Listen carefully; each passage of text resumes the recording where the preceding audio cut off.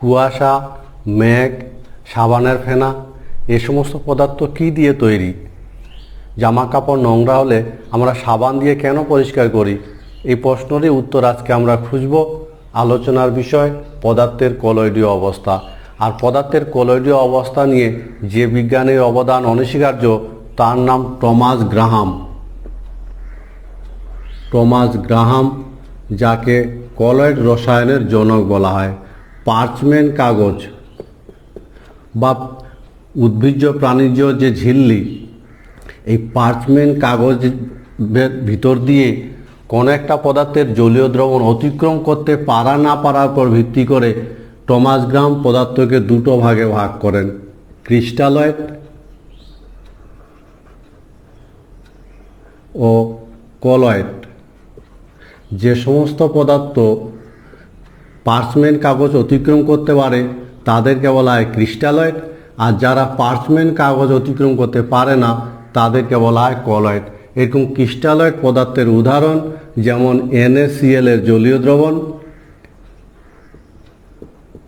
আর কলয়েডের উদাহরণ যেমন স্টার্চ দ্রবণ, প্রোটিন দ্রবণ ইত্যাদি। সুতরাং পার্চমেন্ট কাগজ অতিক্রম করতে পারা না পারার উপর ভিত্তি করে কোনো পদার্থকে দুটো ভাগে ভাগ করা হয়।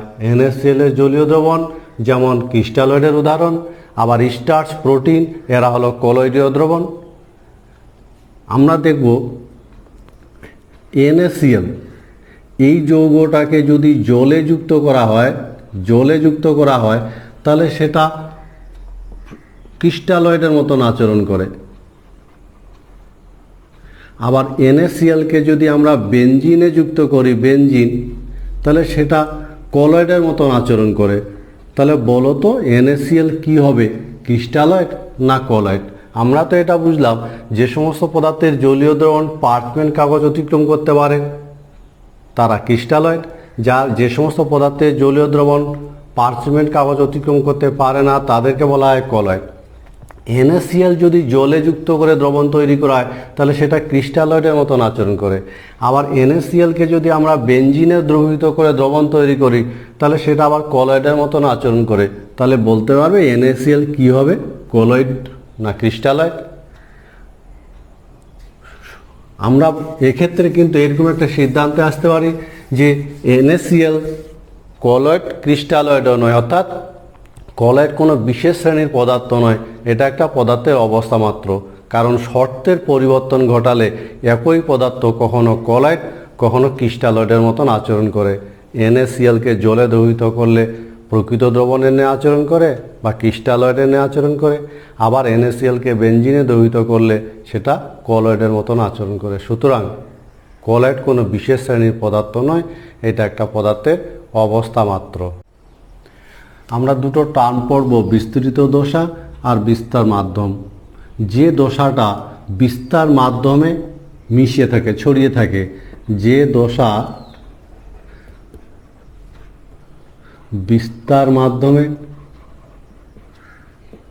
ছড়িয়ে থাকে তাকে বলা হয় বিস্তৃত দশা। আর বিস্তৃত দশা যে মাধ্যমে ছড়িয়ে থাকে তাকে বলা হয় বিস্তার মাধ্যম। অর্থাৎ বিস্তৃত দশার কণা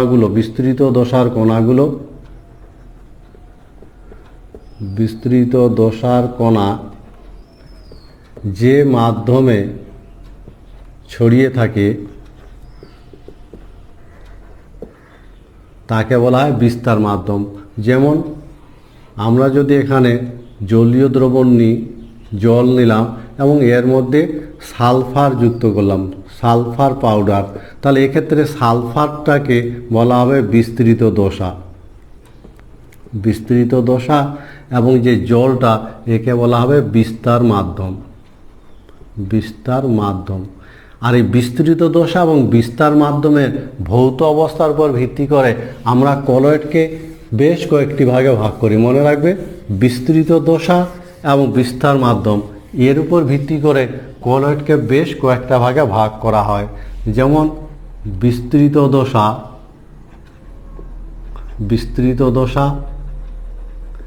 বিস্তার মাধ্যম এবং এই ধরনের কলয়েডের উদাহরণ। বিস্তৃত দশা যদি কঠিন হয় এবং বিস্তার মাধ্যম কঠিন হতে পারে, তরল হতে পারে এবং গ্যাসীয় হতে পারে। কঠিন এবং বিস্তৃত দশা কঠিন এবং বিস্তার মাধ্যম যদি কঠিন হয় তাহলে এ ধরনের কলয়েডের উদাহরণ হলো যেমন সংকর ধাতু। সুতরাং যে কলয়েডের বিস্তৃত দশা কঠিন, বিস্তার মাধ্যম কঠিন, সেই ধরনের কলয়েড উদাহরণ হলো সংকর ধাতু। আবার বিস্তৃত দশা কঠিন কিন্তু বিস্তার মাধ্যম যদি তরল হয় তাহলে এই ধরনের আমরা কলয়েডকে আমরা উদাহরণ হলো যেমন গোল্ড সল্ট, সিলভার সল্ট ইত্যাদি। আবার বিস্তৃত দশা কঠিন কিন্তু বিস্তার মাধ্যম যদি গ্যাস হয়, কঠিন পদার্থ, মনে রাখবে সবসময় বিস্তৃত দশা বিস্তার মাধ্যমের মধ্যে প্রবেশ করে, ফলে একটা কঠিন পদার্থ যখন গ্যাসের মধ্যে প্রবেশ করে তখন এই ধরনের পদার্থকে আমরা যদি উদাহরণ বলি তাহলে ধোঁয়া, বাতাসে ভাসমান ধূলিকণা ইত্যাদি। সুতরাং মনে রাখবে বিস্তৃত দশা এবং বিস্তার মাধ্যমের উপর ভিত্তি করে আমরা কলয়েডকে বিভিন্ন ভাগে ভাগ করি। যেমন আমরা দেখলাম যে বিস্তৃত দশা যদি কঠিন হয়, বিস্তার মাধ্যম যদি কঠিন হয় তাহলে কঠিন মিলে এই ধরনের তৈরি হয় কলয়েড, উদাহরণ সংকর ধাতু। আবার বিস্তৃত দশা কঠিন, বিস্তার মাধ্যম তরল, উদাহরণ যেমন গোল্ড সল্ট, সিলভার সল্ট। বিস্তৃত দশা কঠিন, বিস্তার মাধ্যম গ্যাস, এ ধরনের কলয়েডের উদাহরণ হলো ধোঁয়া। যে ধোঁয়াটা যে তৈরি হয় সেটা বাতাস আর সূক্ষ্ম কার্বন কণা মিলে, বাতাসে ভাসমান ধূলিকণাও এ ধরনের কলয়েডের মধ্যে পড়ে। আমরা চলে যাব পরের ধরনের কলয়েড। যেমন মনে করো বিস্তৃত দশা তরল। বিস্তৃত দশা যদি তরল হয় তাহলে এ ধরনের কলয়েডের উদাহরণ কি হবে? যেমন একটা তরল কঠিনের সঙ্গে মিশে যাবে, এ ধরনের কলয়েডের উদাহরণ যেমন জিলেটিন, সাবুদানা, অ্যারারুট। এ ধরনের কলয়েডগুলো হলো যে তরল কঠিনের মধ্যে বিস্তৃত থাকে। আবার তরল আর তরল মিলে কলয়েড তৈরি করে, এ ধরনের কলয়েডের উদাহরণ হলো যেমন দুধ। বিস্তৃত দশা তরল, বিস্তার মাধ্যম তরল, এ ধরনের দুধ হলো জল আর ফ্যাট মিলে দুধ তৈরি, যেটা দুটোই তরল পদার্থ। আবার তরল পদার্থ গ্যাসে মিশে এই ধরনের কলয়েডের উদাহরণ হলো যেমন কুয়াশা। কুয়াশায় কি হয়? বাতাসের মধ্যে জলীয় বাষ্প, জলকণা মিলে কুয়াশা তৈরি করে। সুতরাং যে কলয়েড সিস্টেমের বিস্তৃত দশা তরল, বিস্তার মাধ্যম কঠিন, সে ধরনের কলয়েডের উদাহরণ হলো জিলেটিন, আগার আগার, সাবুদানা ইত্যাদি। আবার বিস্তৃত দশা তরল, বিস্তার মাধ্যম তরল, এ ধরনের কলয়েডের উদাহরণ যেমন দুধ। আবার বিস্তৃত দশা তরল, বিস্তার মাধ্যম গ্যাস, এ ধরনের কলয়েডের উদাহরণ হলো কুয়াশা। আমরা চলে যাব পরের টাইপ। যেমন বিস্তৃত দশা যদি গ্যাস হয় তাহলে সে ধরনের কলয়েডের উদাহরণ আমরা দেখার চেষ্টা করব। যেমন গ্যাসীয় পদার্থ যখন কঠিনের মধ্যে প্রবেশ করবে তখন এ ধরনের কলয়েডের উদাহরণ হলো যেমন কেক, ঝামা পাথর ইত্যাদি। আবার গ্যাসীয় পদার্থ তরলের সঙ্গে মিশে যাবে, গ্যাসীয় পদার্থ তরলের সঙ্গে মিশে যাবে, এই ধরনের উদাহরণ হলো সাবানের ফেনা। সাবানের ফেনা গ্যাসের সাথে গ্যাস মিশে গিয়ে এ ধরনের কলয়েড কিন্তু উৎপন্ন হয় না, কারণ দুটো গ্যাস যে কোনো অনুপাতে মেশে। ফলে এখানে মনে রাখবে এ ধরনের কলয়েড হয় না, কারণ দুটি গ্যাস যে কোনো অনুপাতে মিশ্রিত হয়, যে কোনো অনুপাতে মিশ্রিত হয়, এরা কোনো কলয়েডীয় দ্রবণ তৈরি করতে পারে না, মিশ্রিত হয়। সুতরাং বিস্তার মাধ্যম এবং বিস্তৃত দশার উপর ভিত্তি করে আমরা কলয়েডগুলোকে বিভিন্ন শ্রেণীতে ভাগ করে থাকি। বিভিন্ন ধরনের কলয়েডের বিভিন্ন নাম আছে, আমরা এই ধরনের কিছু নামের সাথে পরিচিতি হব। যেমন আমরা বিস্তার মাধ্যম এবং বিস্তৃত দশার কথা ভাবব, এর উপর ভিত্তি করে কলয়েডের বিভিন্ন নাম আছে। বিস্তার মাধ্যম আর বিস্তৃত দশা, বিস্তৃত দশা। আর এই ধরনের কলয়েডের নাম, যেমন কলয়েডের নাম সল। কাকে বলবো? যখন বিস্তার মাধ্যমটা তরল হবে, আর বিস্তৃত দশার কণাগুলো কঠিন হবে। অর্থাৎ যখন একটা কঠিন পদার্থ তরলে মিশে গিয়ে কোনো কলয়েড তৈরি করবে, সেই আমরা কলয়েডটার নাম বলবো সল। এরকম আরও কলয়েড আছে, যেমন এরোসল। এরোসল কাকে বলবো? এরোসলের ক্ষেত্রে মনে রাখবে, এটা হলো সল হলো, আমরা একই রকম এরোসলের কথা ভাববো। এরোসল কাকে বলে? এরোসল যখন বিস্তার মাধ্যমটা গ্যাস হবে এবং বিস্তৃত দশার কণাগুলো কঠিনও হতে পারে, তরলও হতে পারে। এই ধরনের উদাহরণ যেমন ধোঁয়া, বাতাসে ভাসমান ধূলিকণা ইত্যাদি, এদেরকে অ্যারোসল বলে। কারণ এরা কি হয়, এই গ্যাসের মধ্যে তরল বা কঠিন মিশে গিয়ে অ্যারোসল তৈরি হয়। আমরা আরও এই ধরনের সলের কথা ভাববো, যেমন জেল। জেল বলে কাদের বলা হয়? যাদের বিস্তার মাধ্যমটা হবে তরল,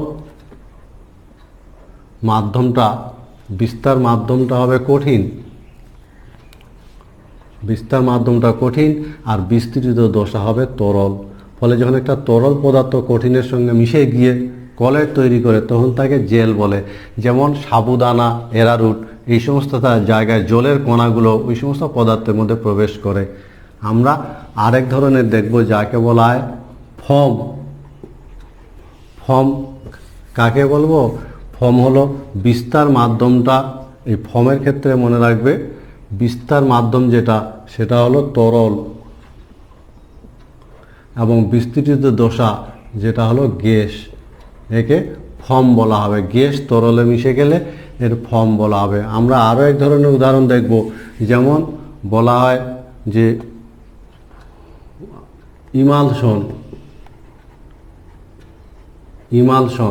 ইমালশনের উদাহরণ যখন একটা তরল আর একটা তরলের সঙ্গে মিশে যায়। একটা তরল যখন আর একটা তরলের সঙ্গে মিশে যায়, তখন তাকে বলা হয় ইমালশন। আর ইমালশনের উদাহরণ হলো দুধ।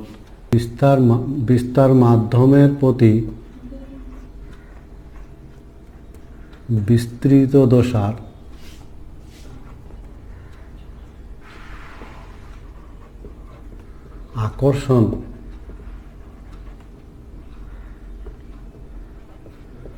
আকর্ষণের ভিত্তিতে আমরা কলয়েডকে দুটো ভাগে ভাগ করি। বিস্তার মাধ্যমের প্রতি বিস্তৃত দশার আকর্ষণের ভিত্তিতে কলয়েডকে দুটো ভাগে ভাগ করা হয়, দ্রাবক আকর্ষী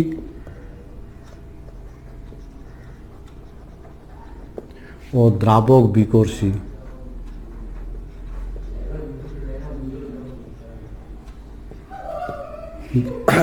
মনে রাখবে, যে সমস্ত কলয়েডকে বিস্তার মাধ্যমের প্রতি যে সমস্ত কণার তীব্র আসক্তি থাকে, অর্থাৎ যে সমস্ত কলয়েডকে সহজে তৈরি করা যায়, তাদের বলা হয় দ্রাবক আকর্ষী।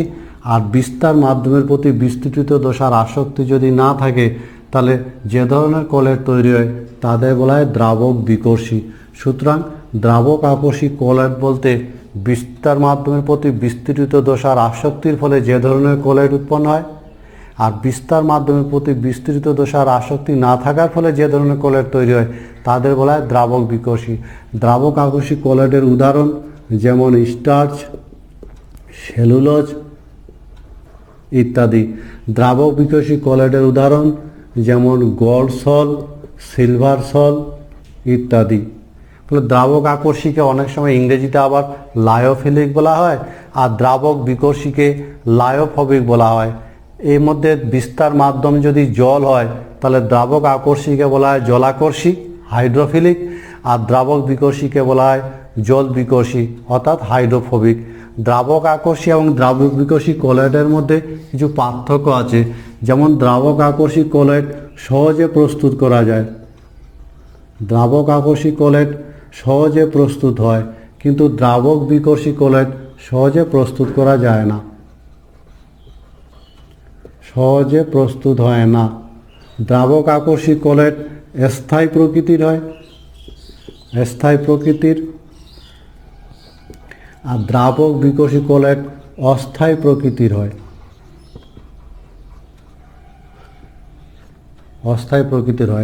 দ্রাবক আকর্ষী কলয়েড পরাবর্ত প্রকৃতির, আর দ্রাবক বিকোষী কলয়েড অপরাবর্ত প্রকৃতির হয়। দ্রাবক বিকোষী কলয়েড একবার থিতিয়ে পড়লে আর আগের অবস্থায় ফিরিয়ে নিয়ে আসা যায় না। এগুলো দ্রাবক আকর্ষী এবং দ্রাবক বিকোষী কলয়েডের মধ্যে পার্থক্য। বিস্তৃত দশার কণার আকারের উপর ভিত্তি করে বিস্তৃত দশার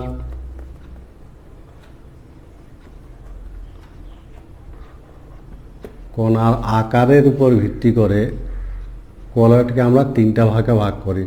আকারের ভিত্তিতে আমরা কলয়েডকে তিনটা ভাগে ভাগ করি। যেমন 1 নম্বর বহু অণু সমন্বিত কলয়েড।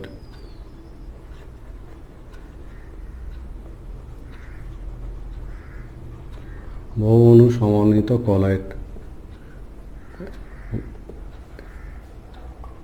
এ ধরনের কলয়েডে বহু সংখ্যক অণু বা পরমাণুর সমন্বয়ে এই বিস্তৃত দশা গঠিত হয়। বিস্তৃত দশা গঠিত ফলে মনে রাখবে, বিস্তৃত দশার কণার আকারের ভিত্তিতে আমরা কলয়েডকে তিনটা ভাগে ভাগ করি। যার প্রথম ভাগ হলো বহু অণু সমন্বিত কলয়েড, যেখানে বিস্তৃত দশা বহু সংখ্যক অণু বা পরমাণু দিয়ে তৈরি হয়।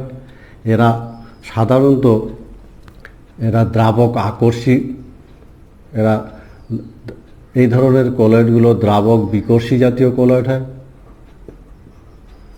দ্রাবক বিকর্ষী এবং এরা এই যে বহু অণু সমন্বিত কলয়েডের উদাহরণ, যেমন সালফার সল তৈরি হয়, অনেকগুলো সালফার পরমাণু একসঙ্গে যুক্ত থাকে। এই ধরনের কলয়েড সমসত্ব প্রকৃতির হয়। আর এরা সহজে থিতিয়ে পড়ে।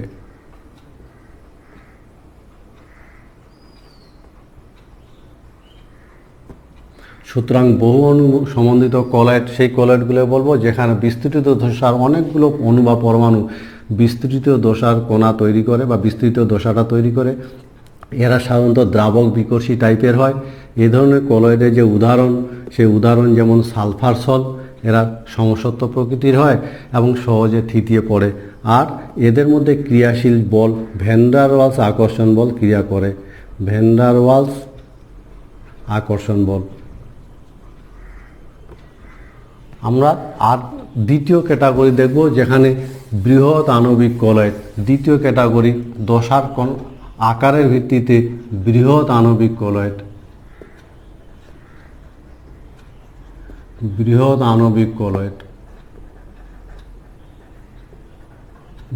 আণবিক কলয়েডে এক একটা পদার্থের এক একটা অণু, একটি অণুই কলয়েডের আকার লাভ করে। একটি অণুই কলয়েডের আকার।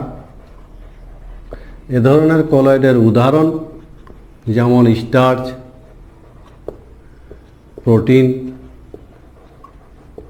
ইত্যাদি। এরা কিন্তু সহজে থিতিয়ে পড়ে না এবং এরা দ্রাবক আকর্ষী টাইপের হয়। দ্রাবক আকর্ষী। সুতরাং বৃহৎ আণবিক কলয়েড যেমন স্টার্চ, প্রোটিন, এই ধরনের বড় বড় অণুগুলো এক একটা অণুই কিন্তু কলয়েড কণার আকার লাভ করে। এই ধরনের বৃহৎ আণবিক কলয়েডের উদাহরণ স্টার্চ, প্রোটিন। এরা সাধারণত দ্রাবক আকর্ষী টাইপের হয়। আমরা চলে যাব তৃতীয় ক্যাটাগরি, সংযোজিত কলয়েড।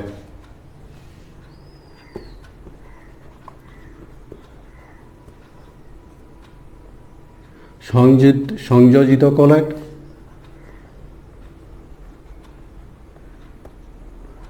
অ্যাসোসিয়েট কলয়েড যাকে বলা হয়। সাধারণত সাবান, ডিটারজেন্ট এরা এই ধরনের কলয়েড উৎপন্ন করে। সংযোজিত কলয়েড যেখানে বহু সংখ্যক অণু বা আয়নের সংযোজনের মাধ্যমে কলয়েড তৈরি হয়। এ ধরনের কলয়েডের উদাহরণ যেমন সাবান, ডিটারজেন্ট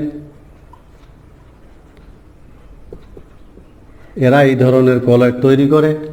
এবং সাবান ডিটারজেন্ট এদের অণুগুলোর কথা যদি আমরা বলি, যে সাবানের যদি একটা উদাহরণ দেওয়া যায়, C17H35CONA, এটা হলো সোডিয়াম স্টেরেট সাবান, বেশ বড় অণু। এটাকে আমরা সংক্ষেপে এইভাবে প্রকাশ করি COH। এদের দুটো অংশ থাকে, একটা জল আকর্ষী, একটা জল বিকর্ষী। এই অংশটা জল আকর্ষী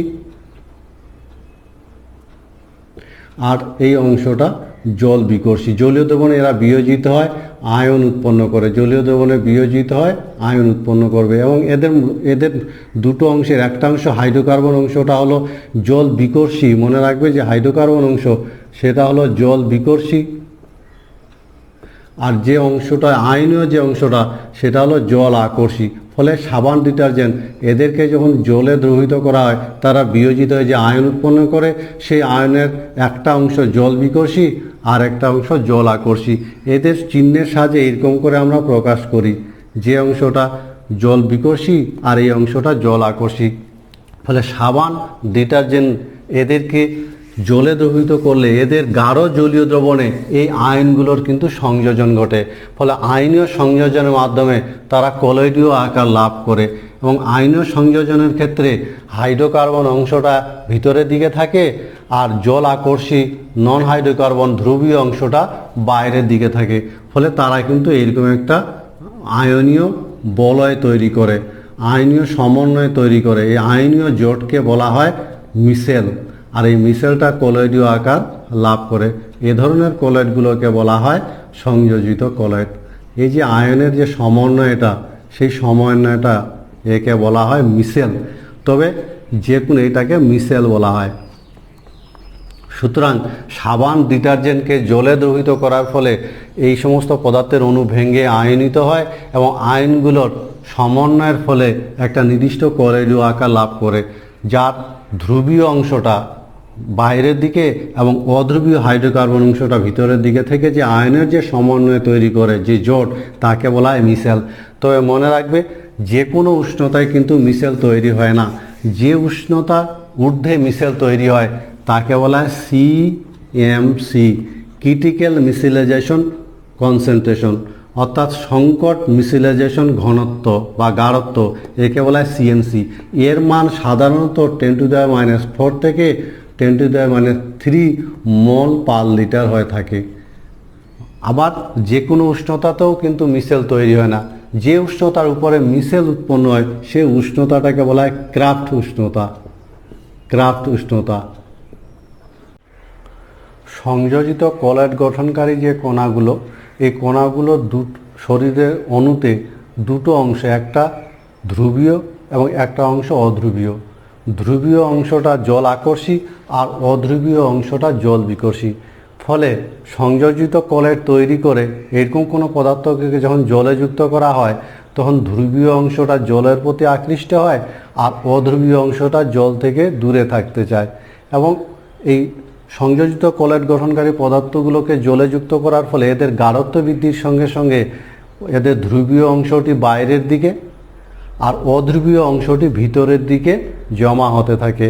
এবং গাঢ়ত্ব বৃদ্ধির সাথে সাথে যখন সংকট গাঢ়ত্ব অর্থাৎ CMCতে পৌঁছায়, তখন এরা এরকম আয়নীয় বলয় তৈরি করে, যাকে মিশেল বলে। সুতরাং মিশেল গঠনের ক্ষেত্রে ধ্রুবীয় অংশটা বাইরের দিকে এবং অধ্রুবীয় অংশটা ভিতরের দিকে থেকে আয়নীয় বলয় তৈরি করে। ওইরকমই সোডিয়াম লোরিল সালফেট যে সাবান, তার একটা আয়নীয় বলয় আমরা দেখতে পাচ্ছি, তার একটা মিশেল। সাবান ও ডিটারজেন্টের ক্রিয়া। আমাদের জামা কাপড় নোংরা হয়, নোংরা জিনিসটাকে আমরা তেলের সঙ্গে তুলনা করি, তৈলাক্ত পদার্থ দিয়ে নোংরা হয়। সাবান ও ডিটারজেন্টের ক্রিয়াটা আমরা দেখব কিভাবে এরা জামা কাপড় পরিষ্কার করে। তো মনে রাখবে, সাবান বা ডিটারজেন্টের গাঢ় জলীয় দ্রবণ মিশেল গঠন করে। গাঢ় জলীয় দ্রবণ মিশেল তৈরি করে, আয়নীয় মিশেল তৈরি করে। মনে রাখবে, সাবানকে যখন জলে ঘষা হয় তখন আয়নীয় মিশেল গঠিত হয়, আয়নীয় মিশেল গঠিত হয়। এবং এই আয়নীয় মিশেলগুলো যে তেল আছে, আয়নীয় মিশেল, এই মিশেলের ধ্রুবীয় অংশ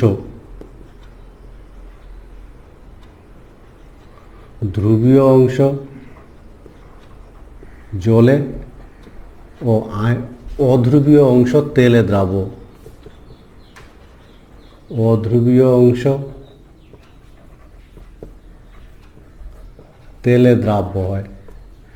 ফলে আয়নীয় মিশ্রণগুলো সংযোজিত হয় একটা তেলের চারপাশে ওই মিশেলগুলো একটা আয়নীয় পরিমণ্ডল তৈরি করে, আয়নীয় বলয় গঠন করে। আর এই ধরনের আয়নীয় বলয় সমজাতীয় আধান হয় এরা পরস্পরকে বিকর্ষণ করবে। ফলে সমজাতীয় আধান পরস্পরকে বিকর্ষণ করে, ফলে বিচ্ছিন্ন হয় কাপড় থেকে অপসারিত হয়, জামা কাপড় পরিষ্কার হয়। সুতরাং সাবান বা ডিটারজেন্টের ক্রিয়াটা এভাবে ঘটে কি, সাবান বা ডিটারজেন্টের গাঢ় জলীয় দ্রবণ প্রথমে আয়নীয় মিশেল গঠন করে। এই ধরনের মিশেলের ধ্রুবীয় অংশটা জলে এবং অধ্রুবীয় অংশটা তেলে দ্রবীভূত হয়। তেলের চারপাশে এই ধরনের অধ্রুবীয় অংশগুলো যে মিশেল সেটা আয়নীয় বলয় তৈরি করে।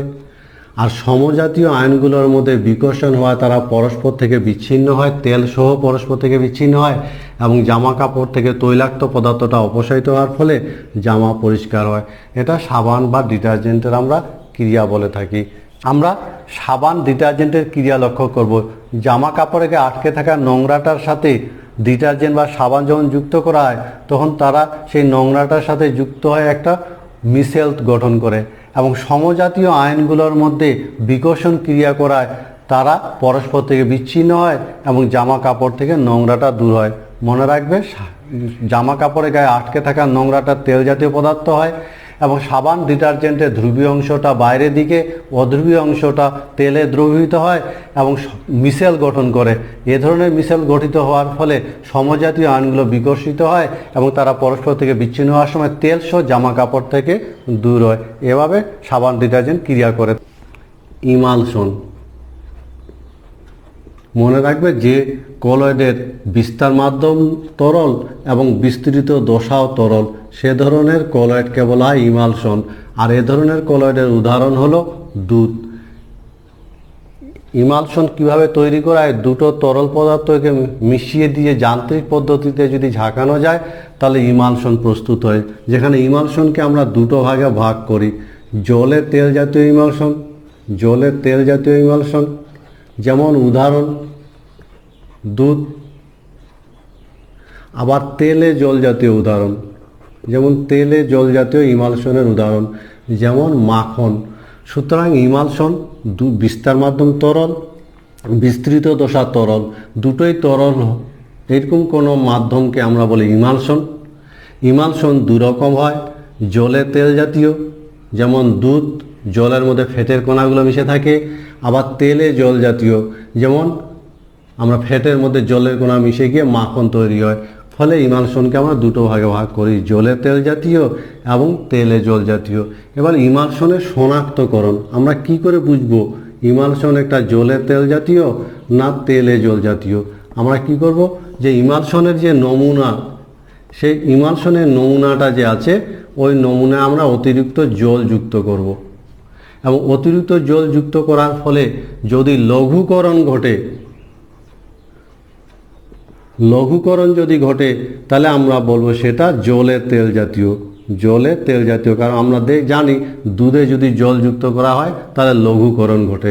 কিন্তু যদি লঘুকরণ না ঘটে, যদি আলাদা স্তর তৈরি করে, দ্রবীভূত না হয়, আলাদা স্তর যদি তৈরি করে, তখন আমরা তাকে বলবো তেলে জল। সুতরাং আমরা খুব সহজে একটা ইমালশনকে শনাক্ত করতে পারি লঘুকরণ পদ্ধতি দ্বারা। এছাড়াও আর অন্যান্য পদ্ধতি আছে, যেমন রঞ্জক পদ্ধতি। আমরা নমুনার মধ্যে তেলে দ্রাব্য এরকম একটা রং যদি এক ড্রপ ফেলে দেওয়া যায় আর সেই বিন্দু কণাগুলো, রঙিন বিন্দু কণাগুলো যদি ঘুরে বেড়ায় তাহলে আমরা বলবো জলে তেল জাতীয়। কিন্তু যদি গোটা দ্রবণটা রঙিন হয়ে যায় তাহলে আমরা বলবো তেলে জল জাতীয়। আরও একটা পরীক্ষা আছে যাকে তড়িৎ পরিবাহিতা পরীক্ষা বলা হয়। দ্রবণের মধ্যে আমরা অল্প পরিমাণে NaCl এর মতন তড়িৎ বিশ্লেষক যুক্ত করে যদি দেখি তড়িৎ পরিবাহিতা বহুগুণ বেড়ে গেল তাহলে সেটা জলে তেল জাতীয়, আর যদি সামান্য বৃদ্ধি পায় তাহলে বলা হয় তেলে জল জাতীয়। এই ইমালশন, আমরা ইমালশনের বৈশিষ্ট্য দেখব, ইমালশনের ধর্ম। মনে রাখবে ইমালশনে যে কণাগুলো আছে সেই কণাগুলোর বেশ 10⁻⁵ থেকে 10⁻⁴ সেন্টিমিটারের মধ্যে হয়ে থাকে। এবং ইমালশনকে আমরা সহজেই যান্ত্রিক পদ্ধতি বা সেন্ট্রিফিউজ পদ্ধতি বলে একটা পদ্ধতি আছে, সেন্ট্রিফিউজ পদ্ধতিতে কিন্তু আমরা সহজে উপাদানগুলোকে পৃথক করতে পারি, এরা সহজে কিন্তু পৃথক হয়। আবার ইমালশনের ক্ষেত্রে আমরা দেখব যে আমরা যে বিভিন্ন ধরনের যে ওষুধগুলো আমরা ব্যবহার করি এই সবগুলো কিন্তু ইমালশন, ফলে ওষুধগুলো ইমালশনের মধ্যে পড়ে এরা সহজে দেহে শোষিত হয় বলে ইমালশনের আকারে পায়। আবার সাবান ডিটারজেন্ট যে কাজ করে সেটাও কিন্তু ইমালশনের মাধ্যমে। সুতরাং ইমালশনের ধর্ম কণাগুলোর বেশ 10⁻⁵ থেকে 10⁻⁴ সেন্টিমিটারের মধ্যে ভেরি করে। এবং সেন্ট্রিফিউজ বা যান্ত্রিক পদ্ধতিতে বা তাপ প্রয়োগ করে আমরা কিন্তু ইমালশনের উপাদানগুলোকে পৃথক করতে পারি। ওষুধ, সাবান এই সমস্ত পদার্থ ইমালসিফিকেশনের মাধ্যমে, ইমালশন গঠনের মাধ্যমে এরা কিন্তু এদের ক্রিয়াগুলো সহজে সম্পন্ন করতে পারে। ইমালশন কারক। ইমালশনের স্থায়িত্ব বৃদ্ধির জন্য তৃতীয় যে পদার্থটা যুক্ত করা হয় সেই তৃতীয় পদার্থটাকে বলা হয় ইমালশন কারক। তৃতীয় পদার্থ যেটা কি করে, যেটা ইমালশনের স্থায়িত্ব বৃদ্ধি করে। ইমালশনের স্থায়িত্ব,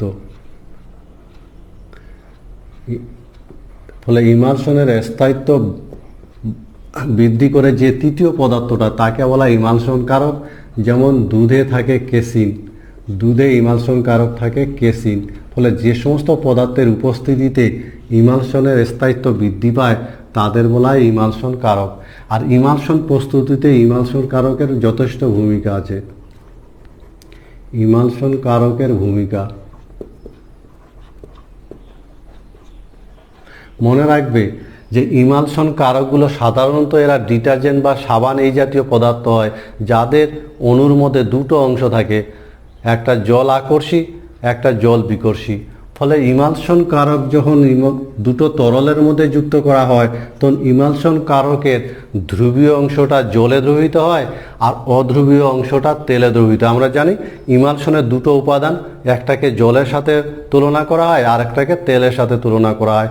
ফলে দুটো এই ধরনের তরলের মধ্যে যখন ইমালশন কারক যুক্ত করা হয় তখন ইমালশন কারক এর অণুর যে দুটো, একটা ধ্রুবীয় অংশ যেটা জলে দ্রবীভূত হয় আর একটা অধ্রুবীয় অংশ যেটা তেলে দ্রবীভূত হয়। এভাবে জল এবং তেলের আন্তঃপৃষ্ঠে ইমালশন কারক অধিশোষিত হয় একটা পাতলা আস্তরণ তৈরি করে। মনে রাখবে জল এবং তেলের আন্তঃপৃষ্ঠে ইমালশন কারক অধিশোষিত হয় একটা পাতলা আস্তরণ তৈরি করে। আর এ ধরনের অধিশোষিত হওয়ার ফলে যে পাতলা আস্তরণ তৈরি হয় তাতে ইমালশন কারকের ফলে, ইমালশন কারক যুক্ত করার ফলে তেলের কণাগুলো আর এক জায়গায় সংযোজিত হয়, অধক্ষিপ্ত হতে পারে না। ফলে ইমালশনের স্থায়িত্ব বৃদ্ধি পায়। কাজে ইমালশন কারকের ভূমিকা হলো জল এবং তেলের সংযোগস্থলে আন্তঃপৃষ্ঠে অধিশোষিত হওয়া। এর ফলে আন্তঃপৃষ্ঠে পৃষ্ঠটান হ্রাস পায় এবং তেলের কণাগুলো আর সংযোজিত হয়, অধক্ষিপ্ত হতে পারে না। ফলে ইমালশন কারকের উপস্থিতিতে ইমালশনের স্থায়িত্ব বৃদ্ধি পায়। ইমালশনের প্রয়োগ। আমরা ইমালশনকে বিভিন্নভাবে বিভিন্ন সময় প্রয়োগ করে থাকি। যেমন নিত্য প্রয়োজনে, আমরা নিত্য প্রয়োজনে যে সমস্ত জিনিস ব্যবহার করি, যেমন আমরা ব্যবহার করি দুধ, যেমন ফেস ক্রিম, এই সমস্ত নিত্য প্রয়োজনীয় জিনিসগুলো হলো ইমালশন। আবার আমরা যে ওষুধগুলো ব্যবহার করি সেই ওষুধগুলোর বেশিরভাগই কিন্তু ইমালশন। যেমন cod liver oil, vitamin B complex, এগুলো সব কলয়েডীয় অবস্থায় থাকে। কেন? কলয়েডীয় অবস্থায় এরা থাকলে সহজে দেহে শোষিত হয়, ফলে দ্রুত এদের ক্রিয়া সম্পন্ন হয়। আমরা কলয়েড হিসাবে যেমন সাবান, ডিটারজেন্ট, জামা কাপড় পরিষ্কার করার ক্ষেত্রে কিন্তু আমরা এদেরকে ইমালশনের নীতিতে এরা কাজ করে। যেমন জামা কাপড় পরিষ্কার করার ক্ষেত্রে আমরা সাবান, ডিটারজেন্ট ব্যবহার করে থাকি, যারা ইমালশন গঠনের মাধ্যমে এই সমস্ত কাজ করে। আবার ফেনাভাসন পদ্ধতি আমরা যদি দেখি, ফেনাভাসন পদ্ধতিতে যে সালফাইড আকরিকের গাঢ়ীকরণ করা হয়, সালফাইডের যে গাঢ়ীকরণ করা হয় সালফাইড আকরিকের ফেনাভাসন পদ্ধতিতে, সেখানে কিন্তু ফেনার সঙ্গে সালফাইড আকরিকগুলো ইমালশন গঠনের মাধ্যমে ফেনা থেকে উপরে ভেসে ওঠে। পৃষ্ঠতল সক্রিয় পদার্থ, যাদেরকে সারফেক্টেন্ট বলা হয় ইংরেজিতে।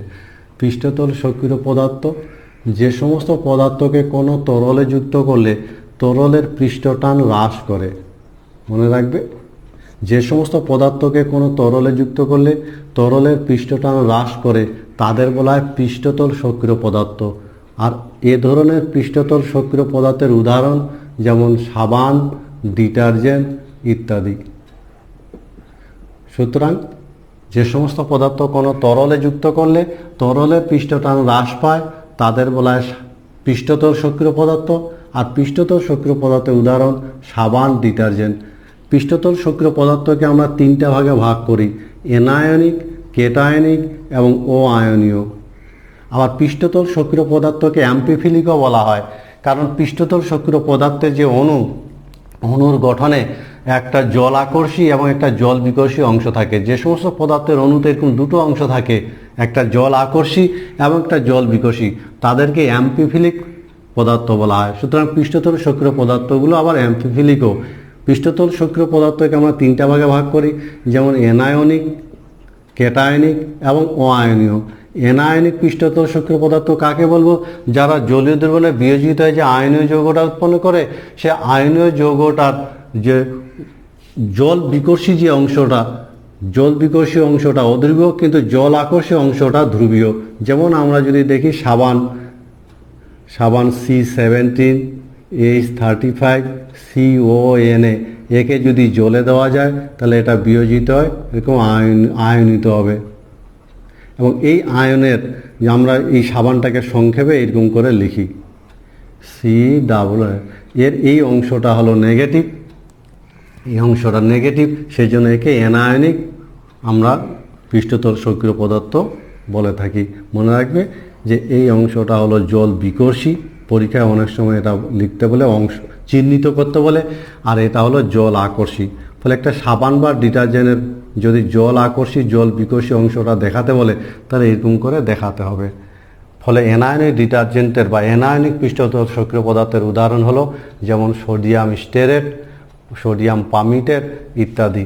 আবার দ্বিতীয় ক্যাটাগরির যে পৃষ্ঠতল সক্রিয় পদার্থ আছে তাদেরকে বলা হয় ক্যাটায়নিক পৃষ্ঠতলীয় সক্রিয় পদার্থ। ক্যাটায়নিক, যেখানে জলীয় দ্রবণে বিয়োজিত হয়ে যে আয়ন উৎপন্ন করে তার ধ্রুবীয় অংশটা ধনাত্মক। যেমন এই ধরনের সিটাইল, ট্রাইমিথাইল, অ্যামোনিয়াম ক্লোরাইড এই ধরনের ক্যাটায়নিক ডিটারজেন্ট বা ক্যাটায়নিক পৃষ্ঠতল সক্রিয় পদার্থের উদাহরণ। Cetyl, trimethyl, ammonium chloride. আমরা সাধারণত সংকেতটাকে এরকম করে লিখি, সিটাইল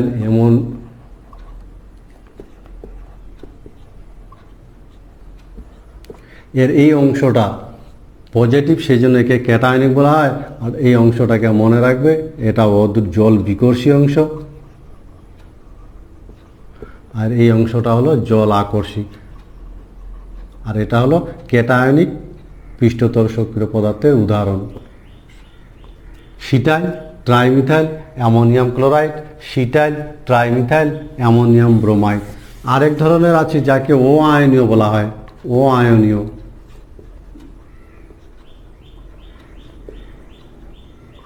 ও আয়নীয় পৃষ্ঠতল সক্রিয় পদার্থ, এরা কিন্তু জলীয় দ্রবণে বিয়োজিত হয় না। এদের যেমন এই ধরনের যৌগের উদাহরণ CN+2, তারপরে O, CH2, CH2, OH।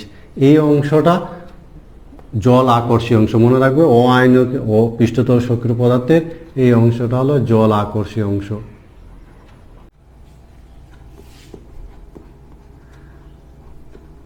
নিম্ন গাঢ়ত্বে পৃষ্ঠতল সক্রিয় পদার্থগুলো, মনে রাখবে পৃষ্ঠতল